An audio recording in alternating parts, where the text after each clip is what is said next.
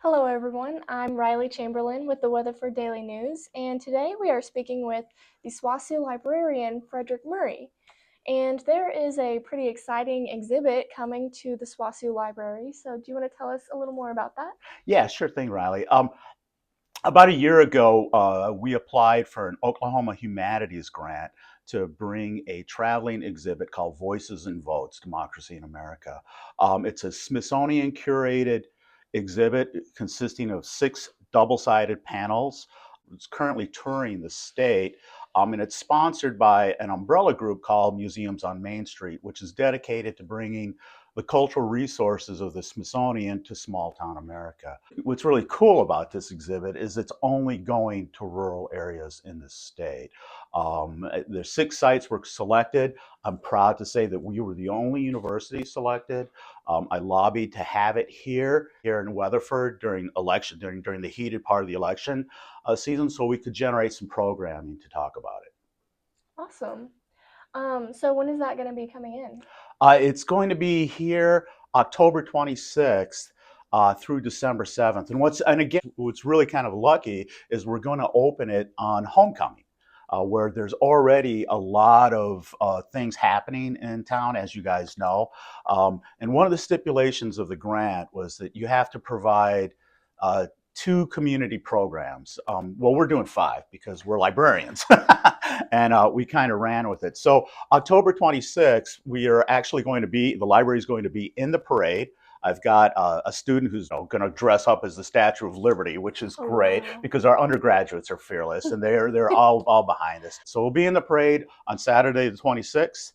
There's going to be a ribbon cutting ceremony. Oh, and the display is open for everybody. It is not just a campus event. It is decidedly a community event. So there'll be a ribbon cutting ceremony at noon on Saturday, right after the parade and right before the football game.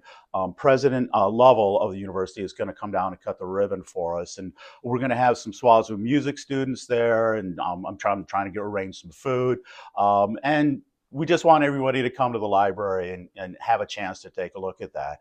Um, Along with the programming, one of the things I've been doing this summer is I've been going around to all the Custer County school districts to speak to school superintendents to invite their middle school and high school students to come visit the university, come visit the library, and take a look and experience this exhibit. Which is focused on votes and voting and democracy. And so also on homecoming, I've got my first class of students coming in, which is really exciting. Awesome. And then that following Monday, October 28th at 7 p.m., our first community event is going to happen. We're going to have a panel discussion on the campus of SWOSU in Stafford 104 at 7 p.m. And the theme of the panel discussion is Evolving Democracy, Perspectives from Rural Oklahoma. And our panelists are great. They're all community leaders. I've got President Lovell is going to be on it. Mayor Brown is going to be on it. Philip Reed, your boss, the publisher, I spoke to him. He's agreed to be on it. And Elizabeth Amon, who is one of our community leaders and the executive director of Connections Food and Resource Center. Jeff Barong, our local insurance executive, who's highly involved in community affairs, is going to be our moderator.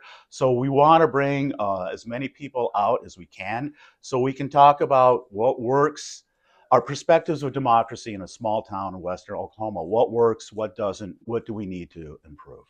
And some of the other events that we have scheduled. We're going to be screening documentaries through the 6-week period.